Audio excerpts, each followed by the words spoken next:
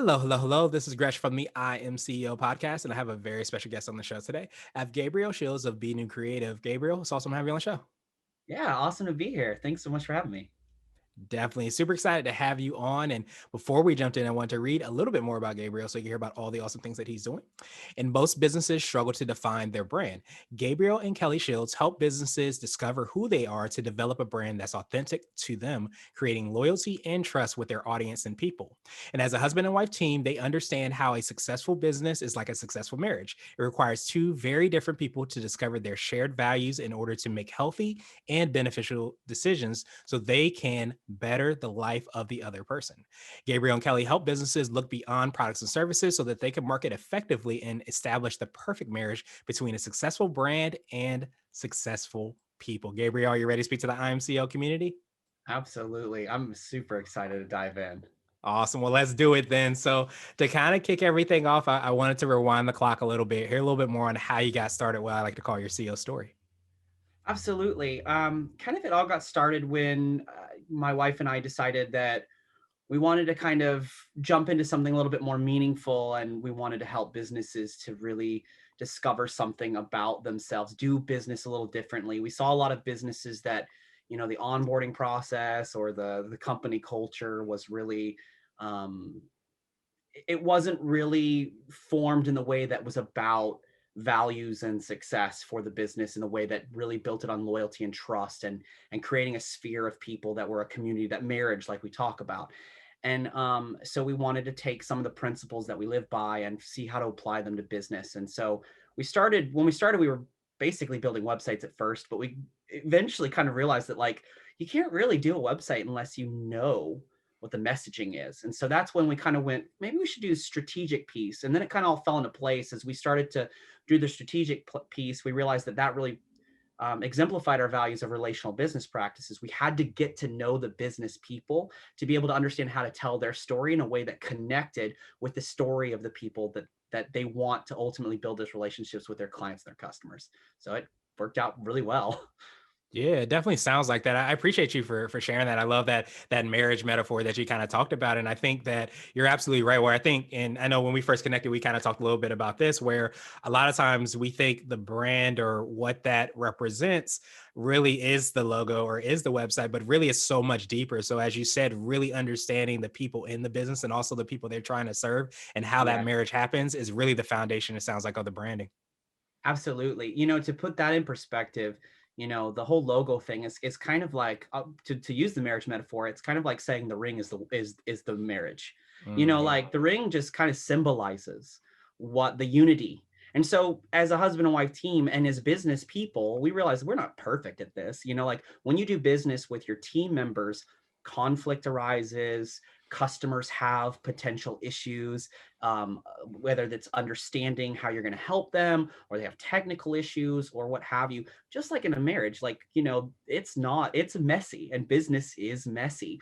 But the reality is that when you take that step back and say, how can I actually focus on bettering the life of the other person and focus on helping them rather than trying to get what I want and like trying to push for what I want, then ultimately you find that you actually have a more successful relationship with those customers because it's about them instead about you. When we strive for revenue, or when we get afraid like of the bottom line, what ends up happening is by default our value ends up becoming fear, and then that motivates us to go out of a place motivated to make decisions out of a place of fear rather than making a decision out of place of servitude, which is like, how can I help these people and take care of them well? yeah, that's extremely powerful. I love that servitude word and really understanding, like, I think so many times if we're just looking from that fear mindset, we're thinking of how can I win? Where when we're looking from, that servitude mindset, it's about a win-win-win, and all Yes. the different constituents that are involved, and really approaching it from that perspective is absolutely huge. And so I wanted to drill down a little bit more, hear a little bit more on how you work with your clients and your process. I know we touched on a little bit, but could you take us through a little bit more about that and what that looks like? Absolutely. Yes. So we have a process that we like to call define, design, and live. And so what the way that this works is that the idea here is we really do call it, like, our tagline is discover your brand.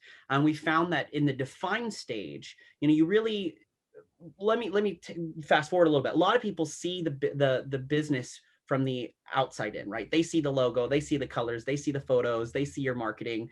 Um, but we're speaking from the inside out. So the define stage is really defining, like, what is this actually about? What's the problem that we're trying to solve? What are the values that we're trying to express? And now I don't mean like value brand like Walmart. I mean like core values. Like, what do we believe?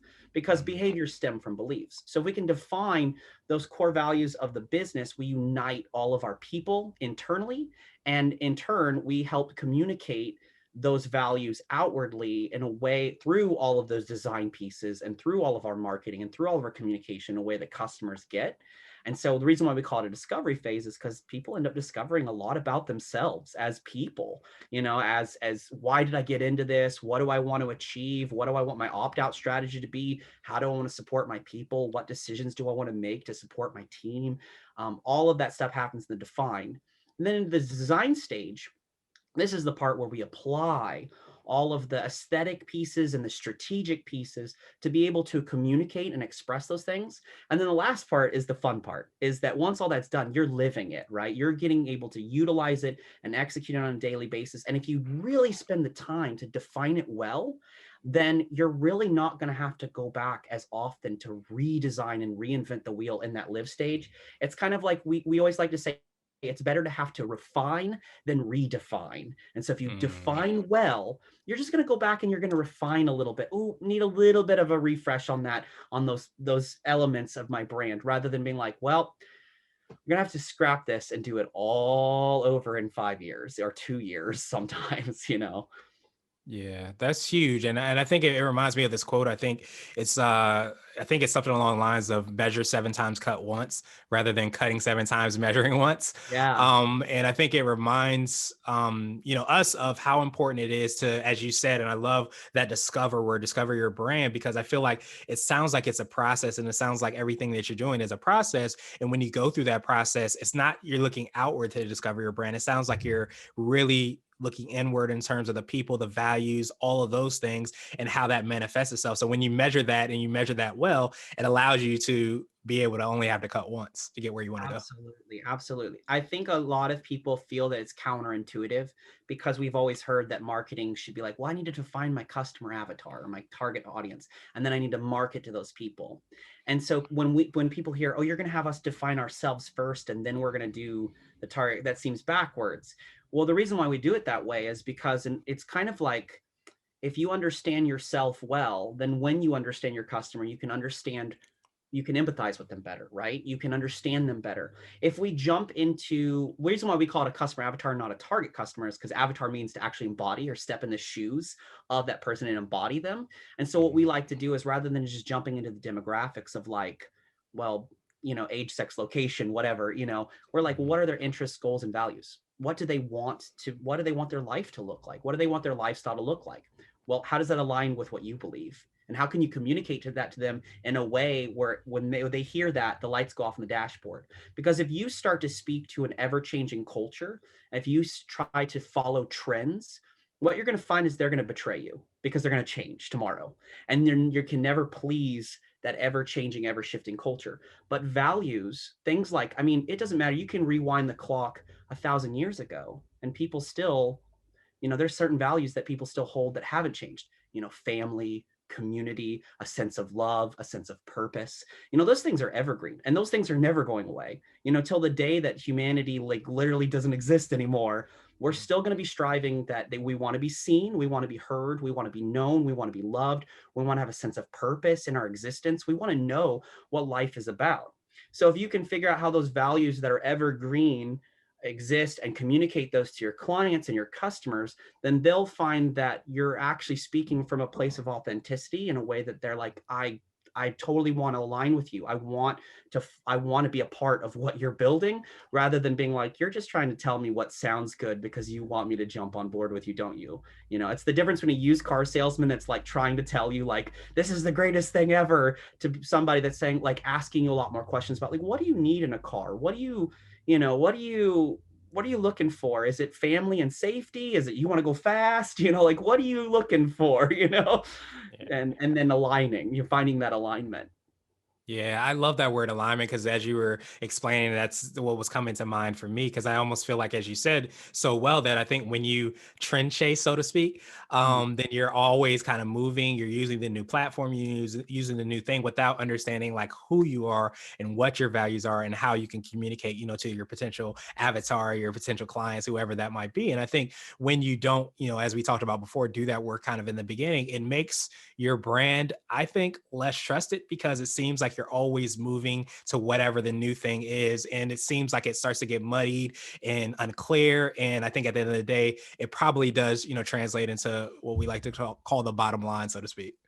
Absolutely. That is 100%. I think we see this all too often, and it unfortunately, like, bigger corporations, they have a harder time kind of redoing, kind of if they haven't had a good foot and then they try to get back to that back to the basics a lot harder because they have a lot more moving pieces. Small businesses are able to adopt this um, in an easier way, but it's not to say that there's not, that no company is too big or too small to do this. It just takes the dedication to say, like, do we really, like, if you're lost in the woods and somehow you're like, I know that there's a compass under that rock over there, you can still take the time to be like, let's go get the compass. Let's see if we can kind of figure out which way is our true north. But if you're like, whatever, I'll just keep trucking along. I'm too deep into the woods, then it's like, well, it really should take that time to figure out, like, how can we realign and figure out, because it's worth the investment. I mean, turnover rates are expensive, retraining people are expensive. We look at brand oftentimes of just the communication between business and customer or client, but a whole part of the brand is, you hire somebody and you say, what do you believe, and they tell you, and they're like, great, here's the things that our company wants to stand for. We want to stand for this, this, and this. And it sounds like that's what you're about as well. So we have this position for you that is going to give you a sense of purpose. And you're going to, and so what they're hearing is, oh, great. I know where I fit in. I know what kind of mission I'm on. I know how I align with this business. I know how I'm going to be a mover, a game changer, an innovator, and that builds the type of loyalty that makes people want to stick around, and to want to be able to actually know that how they're improving the business is actually also improving them. Yeah, that makes so much sense. And, I was getting a visual of like kind of puzzle pieces that are perfectly aligned when you start to do that work, so to speak, roll up your sleeves and do the work to discover that compass so you can figure out what that true north is and start to really, understand that from a client and from a team member and everything in between standpoint. And so I want to ask you now for what I call your secret sauce. And this could be for yourself or your business or a combination of both. But what do you feel kind of sets you apart and makes you unique? I think it really is that that piece of, a lot of branding companies unfortunately really are just, a logo. It is really, branding seems to mean graphic design, unfortunately, in a lot of companies. And for us, it is really just having Kelly and I really wanted to set that relational business practice. I mean, we really believe that, you know, in this world, in this digital world, people tend to think about life first in URL terms and not first in IRL terms in real life. That's what that stands for. Mm, mhm. And what ends up happening, is that people think that they need all of these digital platforms rather than thinking about all of the life, all of the living that happens outside of, the Zoom call and the website and the social media post. And so we really strive to dive deep in a relational sense to really to be able to strategize, because we really do believe that knowing kind of how to have a successful marriage of business really comes down to sharing those values, understanding those values, that and getting to a place where we can actually, like, dive deeper. And I mean, our clients end up sometimes becoming our, like, some of our best friends, because when you're on mission together and you clearly know the direction that you're going, then you have a deeper sense of the relationship. If you've ever had those, like, put it in friendship terms, if you've ever had a friend, um, the difference between a really good friend and an acquaintance is generally not just shared interests, because acquaintances share interest. It's something deeper. And generally it's that person you can go a little deeper with, like emotionally, spiritually, whatever it is, you can go a little deeper. You know that you can trust them. You know that you can call upon them. An acquaintance, they may love the same Xbox games that you do, and they may be all set to go to the barbecue. But when, crap hits the fan, you're going to go to the people that you trust, that you know, and the way that you get there, whether it's in a marriage, whether it's in a business, whether it's in a community or friendship, is really seeking to understand. And that understanding, or that strategy in business, that understanding really comes from diving deep into, what do you believe? Behaviors stem from beliefs. So let's dig into, what do you believe, so that we can figure out how we align. I think that's what sets us different. Kind of the long answer, but the short answer is kind of the tacked on at the end there. No, that's a perfect answer. And it's so funny that you say that, because I say so many times that we forget about the human aspect of business, and we forget about, that relationship and that relational kind of interaction that we can have, within our business and within our lives. And I think when we tap into that, as you all are able to do so well, it really, allows, I think organizations and businesses to really reach a deeper and stronger bond and connection. So definitely appreciate that. And I wanted to switch gears a little bit, and I want to ask you for what I call a CEO hack. So this could be like an app, a book, or a habit that you have, but what's something that makes you more effective and efficient? Oh, that's a great question. Um, I think at the end of the day, it's coming to the realization of, and this may sound kind of overly simplistic, but I think that's the stuff we overlook. It is really is that piece of putting trust in people and supporting them. Because often we hear the delegation piece. The problem with just saying delegation is that, unfortunately, a lot of times when we haven't done all that work that we talked about more previously, is that we end up, if they don't know how they fit in the organization, then what ends up happening is, if they're not doing it right, we have this like, why didn't you read my mind? Why didn't you know what I wanted? Even though I haven't set any ground rules out for you. We haven't done a tone guide. We haven't talked about the brand personality, right? That when they do that wrong, it's easy to just jump in and be like, I'll just do it. So I think it's really preparing that. So what I like to call, like, giving all of your employees that value piece, and saying, here's what we believe in, but it's also giving them like a brand personality, so they know like um, the tonal pieces. I always like to pull out like Geico versus Allstate. They sell the same thing, but they have a dramatically different way of saying it. Well, if you can define, this is how our business says things, then it doesn't matter if you hire a social media person, or the person working on your website, or the person that writes your copy, or whoever it is, or even if it's just drafting an email. They're all on the same page of knowing the do's and don'ts. And so that saves you a lot of time in that micromanagement. So it goes beyond the delegation, and it's actually giving them the tools. And so I highly recommend the brand personality profile, and giving that to your team, and with the values and the mission.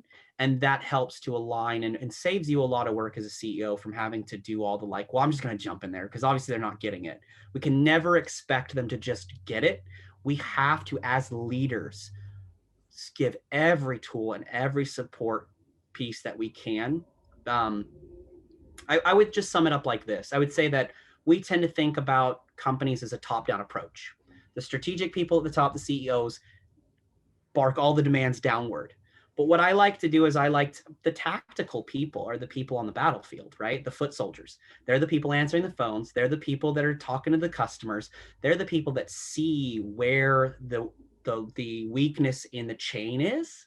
And so what I like to do is, I like to ask them questions. What is our biggest obstacle with the customer? What kind of objections are you hearing? What is the struggle? So I can adjust my strategy. At the end of the day, actually, the leaders, I like to lead from the bottom. I think I should be giving them the support and the tools and the encouragement, and they should be giving me all the ideas, and informing me of what's actually really wrong or right with my company. Yeah, that's huge. And I think having that servant leadership, mentality and that mindset, it allows you to create an environment in so many different ways that people on the team can be successful. And I think, as you said so well, leaders, it's imperative for us to be able to do that and understand that, because we have those quote unquote foot soldiers, the people that are the technicians that might be getting a lot of data and a lot of information. If you have that back and forth opportunity, it's only going to increase the impact and the overall purpose and meaning behind the organizations and why we're doing everything that we're doing. And so I want to ask you now for what I call a CEO nugget. So this could be a word of wisdom or a piece of advice. It could be around branding, or it might be something if you were to hop into a time machine, you would tell your younger business self. Oh, wow. Yeah, the younger business self is interesting. I feel like my younger self wouldn't have enough patience to listen to everything that I wanted to. My younger self was pretty stupid. So I think all of us, we don't, wisdom comes with time. Yeah, I think it's really, I kind of said it earlier, but what I would say, and this is something I've had to learn, so I like to say it a lot to people because I think it gets overlooked, which is, and it goes back to that value piece, which is that if you do not take the time to define your values, fear by definition will become it, and then those will drive your decisions. And I know this from, I'm not, me being able to give this advice is because I've made these mistakes. I want to put that out there, that there's a humility and like leader. I think if a good leader is because that leader has had to be humbled, and I've seen this, whether like, that's why we do compare the business and the marriage thing, is because honestly, I make, I try to be the best husband and the best business leader I can be. I'm far from perfect. And one thing that I have to constantly realize and put in check is, am I operating out of a place of fear or faith? And Mm, when it comes to that, I have to ask myself, what am I putting my faith into? Um, if you plant a seed in your hand, it's never going to grow. If you just hold on to it, you hold on tight. I'm not going to let go of the seed. It doesn't grow. But if you put that same seed into the ground, just a mustard seed, it's going to grow into a 20-foot tall tree. So it's where you plant your beliefs, where you plant them. If I'm holding tight fisted onto this mustard seed that I won't let go of because I'm too afraid that if I let go of it, I'm not going to succeed. Well, guess what? I've already made my bed. It's not going to grow. I've already failed. I've got to do the thing of knowing that sometimes you're going to plant it in there and you're going to water it for weeks and weeks and weeks. And while it's growing underneath the dirt, you don't see it until it breaks out of the ground. You don't see it until it sprouts.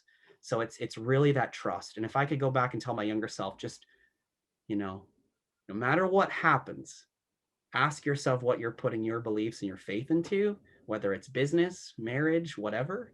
I think that's huge. yeah, I definitely love that. Faith versus fear, and being able to kind of tap into that, understand that, and recognize that. And I think even kind of question ourselves and how we're acting and what our behaviors and how they're coming from is so huge, because I think it's very easy to sometimes get into the fear-based mindset or the fear philosophy and start to operate from there. But if we constantly check that, we understand that in our lives and in our businesses, then it allows us to really potentially create some really phenomenal things and grow some really phenomenal things. And respecting and understanding that process is absolutely huge. Yeah. So I wanted to ask you now my absolute favorite question, which is the definition of what it means to be a CEO. And we're hoping to have different quote unquote CEOs on the show. So, Gabriel, what does being a CEO mean to you? You said it earlier, and I don't know if you came up with it, but I don't care. I'm gonna steal it. Like, I love that servant leader. I love that you said that. I think, to me, I never want to I think it was Simon Sinek. I was watching him some years ago, and he talked about that the title doesn't belong to you. That these same guys that like make, millions of dollars and have the private jet and it's all rolled out for them, the guys come and carry their bags. The moment that somebody else takes over that title, nobody's waiting at the car for you anymore. They're not there Mm, for you, they're there for the title. And I think for me, CEO, it's just a reminder of that humility, that like, I'm only here by grace. I'm only here because it's been given to me to steward, and the people that come into my path that rely on this business, I don't have um I don't have full control. Like, I only have as much control as I have. The way that each quarter goes or the year goes is really not up to me. You know what I mean? There are certain decisions we can make, and we can make smart business decisions. But at the end of the day, you can make all the smart decisions in the world, and sometimes you have a bad quarter. But what you can control is that servant leadership. Is that when, if the boat starts to take on a little bit of water, you can at least encourage the crew that like, it's not going to sink. Hey, mm, look, we're taking on a little bit of water here, but I think if we get together and I'm going to get in here with you with a bucket, let's just get some of this water off here and like let's just keep going. Like looks like the skies are clearing up ahead. So, it's looking for that positive, those positive pieces, because that's what people need. They need more. People don't go to work, like, contrary to popular belief, people don't go to work for a paycheck. They go to work for a purpose. And so when you serve as a leader, what you find is that you give them something that's greater than any riches in the world. And when you do that and you get that loyalty and trust, that's the stuff that gets left on the tombstone. It isn't CEO and how many figures you made and all your accolades. It's going to be it's going to be all about your personal character. And that's what matters as a CEO, is my personal character. So you saying servant leader, I'm borrowing that, man. Like that's perfect. So yeah, I like that. Nice. Well, yeah, if you haven't heard it from anybody else, then I'll take the credit for it, even though it probably wasn't me. But I think that really, hits the nail on the head in my, opinion and experience is that, when you have that servant leadership kind of mindset, you understand that you are purpose driven. You understand that you are kind of working for the people that are on the team, and you really know that that's not a title that's given. It's really kind of like a gift, for lack of a better term, that we have in order to steward, as we were kind of even talking about the mustard seed. So I think when we tap into that, we understand that, and it really allows some really phenomenal things to happen, because we become servants to the team, to the purpose, to the organization. And then we really start to create that attitude and that environment that allows the people within the organization as well to be successful. Absolutely. Awesome, awesome, awesome. Well, Gabriel, truly appreciate that definition, and I appreciate your time even more. What I wanted to do is just pass you the mic, so to speak, just to see if there's anything additional you can let our readers and listeners know, and of course, how best they can get a hold of you and find out about all the awesome things you and your wife are doing. Absolutely. Well, first of all, I want to say it's a pleasure to have been on the show, and I really thank you for making the time to have us on, or to have me on.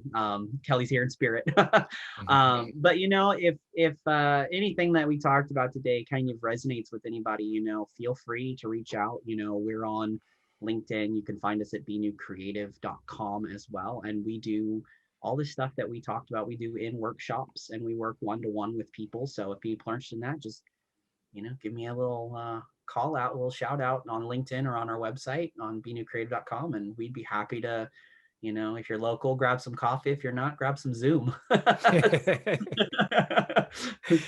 Absolutely. No, I definitely appreciate that, Gabriel. We will have the links and information in the show notes as well, too, so that everybody can follow up with you. But definitely appreciate all the work you do, all the impact that you have for organizations, and you reminded us of the impact that we can have as leaders, especially servant leaders. So truly appreciate you again, my friend, and I hope you have a great rest of the day. Thank you. You too.